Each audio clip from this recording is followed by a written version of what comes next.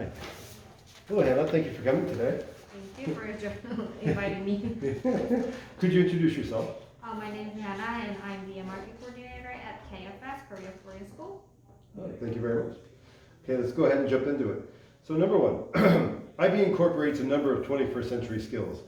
In your professional opinion, do you believe that this school needs to incorporate additional skills external to IB? Or are the skills that we have sufficient? I think we have enough because IB learner profiles and ATL skills we provide for students. I think we can cover 21st century skills, which are like literacy skills and like open-mindedness, caring. So I think we are offering what we need to for students right now. I'm happy. Yeah. Thank you. How would you weigh the importance of 21st century skills versus the existing curriculum?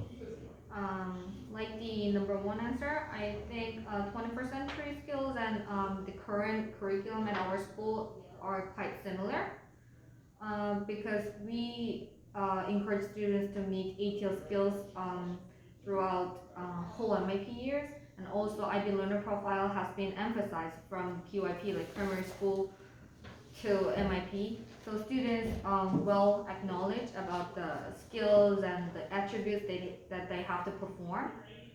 So yeah, so 21st century skills and the IB, the attributes and ATL skills, those are quite similar. So Right, they work really well together, don't they? Are there any 21st century skills that take precedent over the others? Is there any specific skill you can think of that's more important than another? I would say creativity. Okay. Is more important?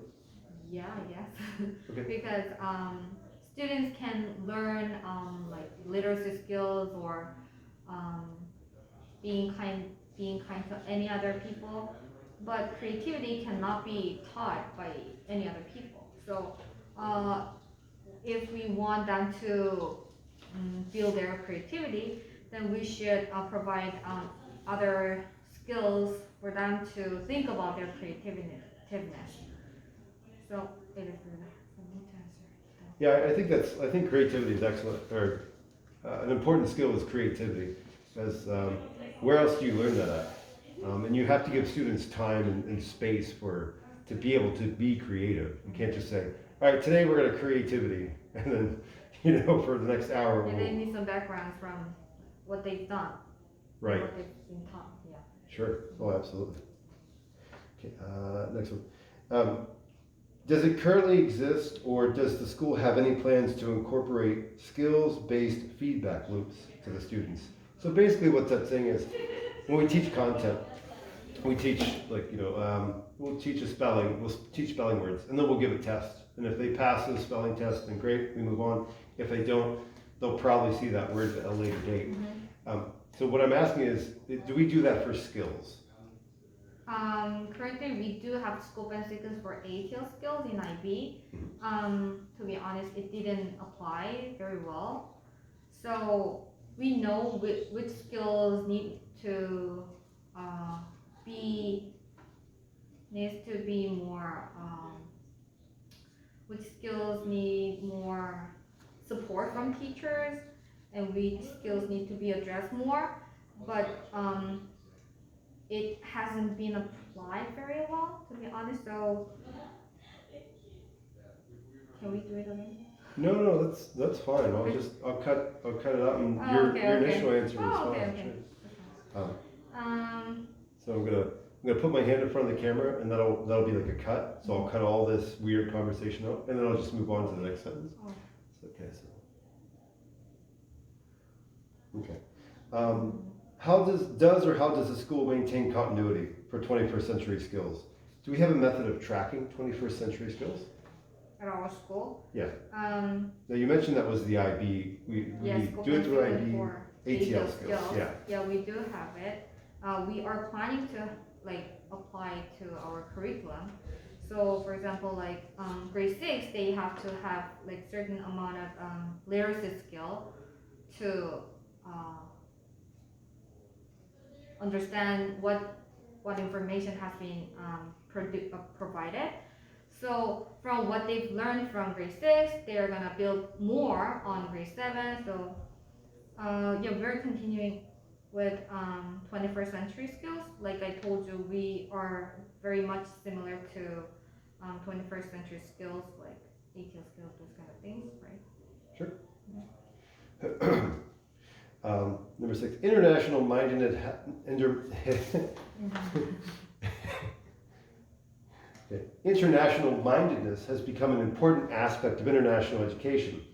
What is this school's position on international mindedness, and does the school authentically encourage or teach this? Yeah, obviously we do have IB learner profile. And one of the attributes is open-mindedness. I think international mindedness is quite similar to open-mindedness because we have to observe any differences from diversity. So we have lots of students who came from many other countries. So students don't disagree with the difference between like cultural difference or any other regional differences. They try to understand what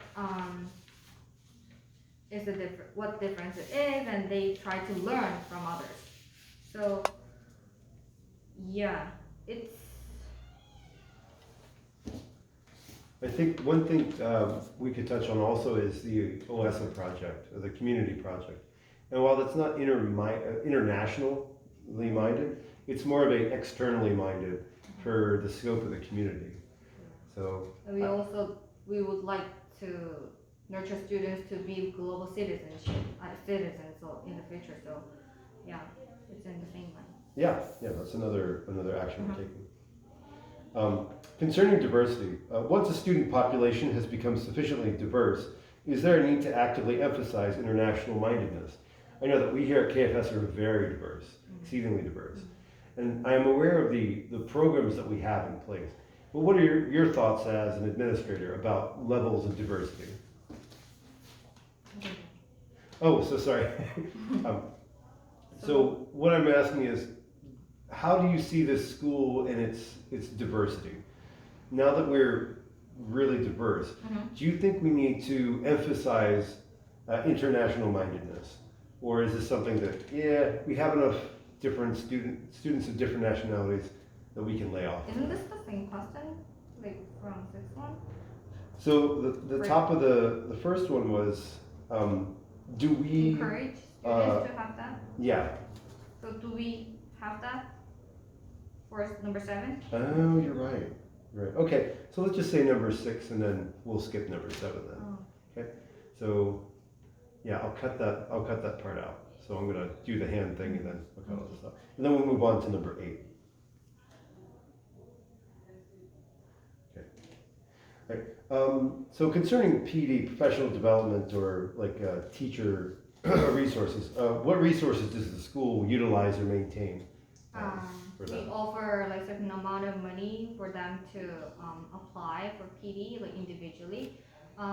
If we find any good opportunity for guest speaker to come our schools to have like, for example, like we did like globally mindedness for every faculty at KFS like 2 years ago, before the corona. So that was a really good opportunity for us to have because we could gather and share some ideas and some thoughts regardless of the teaching grade. So we are trying to provide a lot of PDs and any other sources like PD books and other like resources like ebooks kind of things. So yeah. Great. Number 9, given an unlimited budget, are there any PDs that you, as an administrator, would desire to see every teacher have? Are there any interdisciplinary or non-subject specific trainings that you feel would benefit teachers more than others? So, for example, I'm a language teacher. Are there any multidisciplinary professional development classes I could take to be a better teacher overall?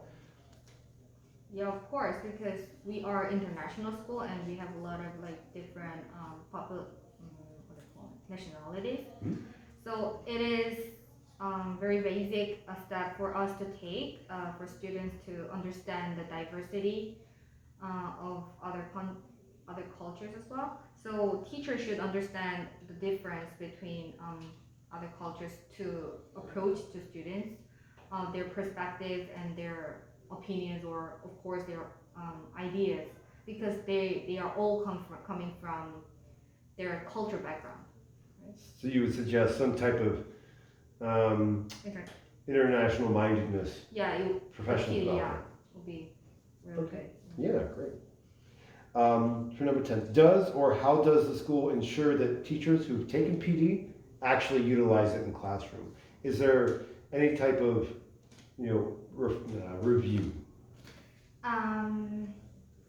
Yeah, that one we should be working on, because reflection is one of the key to success. Mhm. Succeed. So yeah, we're gonna have some reflection part and try to implement into our class, and then we're gonna share what we've been done for next class. Yeah, great. Yeah. Excellent. Well, thank you for coming today. I really appreciate your time. Helpful, though. It's I'm so tough. sorry. It's all right. No worries. It's okay.